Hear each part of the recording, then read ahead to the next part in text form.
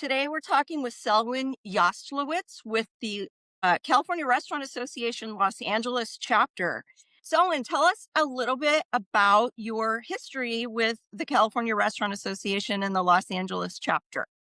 Well, we started our business in 1989, and the first thing we did is actually join the California Restaurant Association because we were kind of like naive and learning the ropes and starting a new business.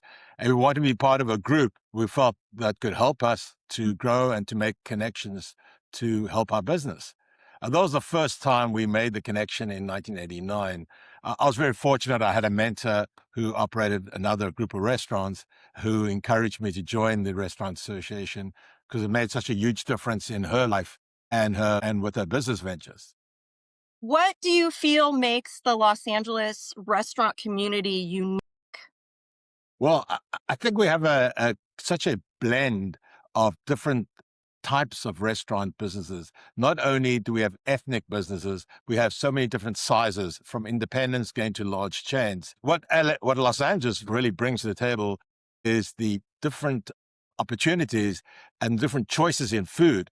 I call, for example, our concept, we do breakfast, lunch, and dinner, and we call it eclectic California cuisine. But I think a lot of restaurants have that kind of cuisine. And so the flavors of food in California is just incredible. And so it brings a whole different diverse group of people together.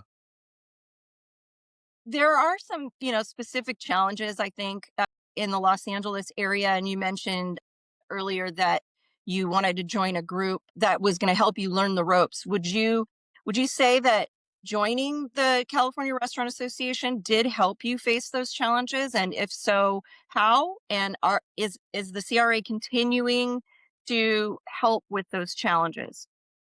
I think the best way to frame it is that when we joined, I met people in a similar position to myself who were starting businesses or had been around for a year or two longer than myself. I was able to make connections with people with much more experience than myself. And many times in the course of the 37 years of being part of the California Restaurant Association, I've reached out to people that I've become friends with and peers in our industry to help us face some of these challenges. For example, when the industry faced or still faces the challenges of PAGA lawsuits, it was running rampant throughout the industry. And we shared a lot of information with other operations, what we'd been through, and so they could benefit from our experience. And through the California Restaurant Association and through all our awareness and our effort, we're able to reform PAGA lawsuits, and it's more under control right now. And the effort from the Restaurant Association together with its members made this possible. I think without having the Restaurant Association, quite honestly, they would never, ever have been reformed. Yeah. So, people may not know, but California Restaurant Association members get 15 minutes of free legal advice from our legal center every month. Have you ever used our legal center? Yes, I have used it many times. And the reason being is that if a crisis happens during a lunch period and we've got no counsel to reach out to, I immediately reach out to the California Restaurant Association legal team because they get back to me right away. I'm able to deal with the problem before it explodes. And many times this has happened and always seems to happen during the course of a busy lunch period. So, being part of the Restaurant Association sounds like it's providing you with some networking. Can you tell us about a recent event that the chapter hosted and what kind of impact that had on the people that attended?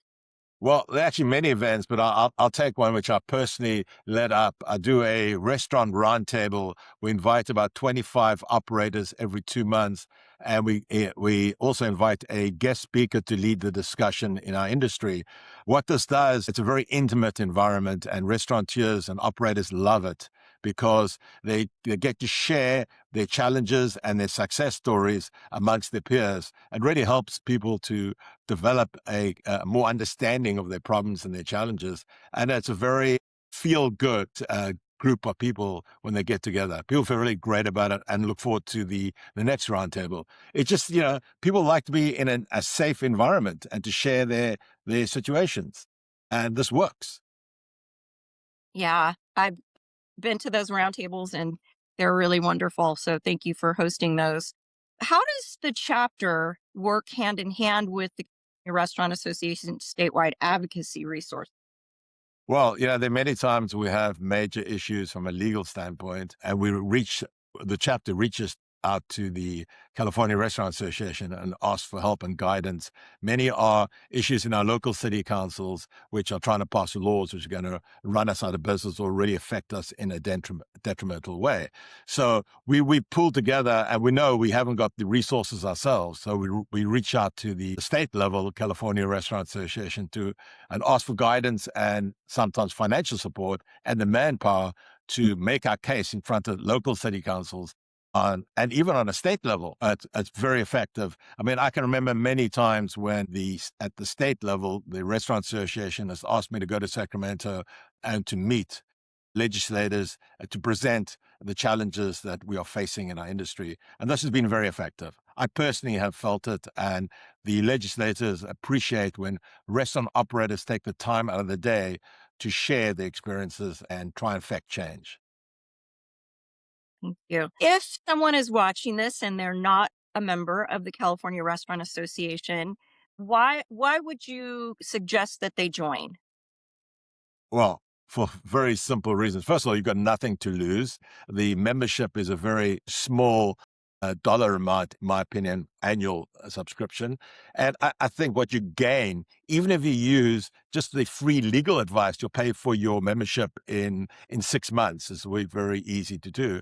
But besides that, I think what you gain from access to the information from the Restaurant Association, the briefs, the updates, the connections with other operators, and the exposure that you put on a personal level have and your business has on a greater scale is just great for the growth and the health of your own organization.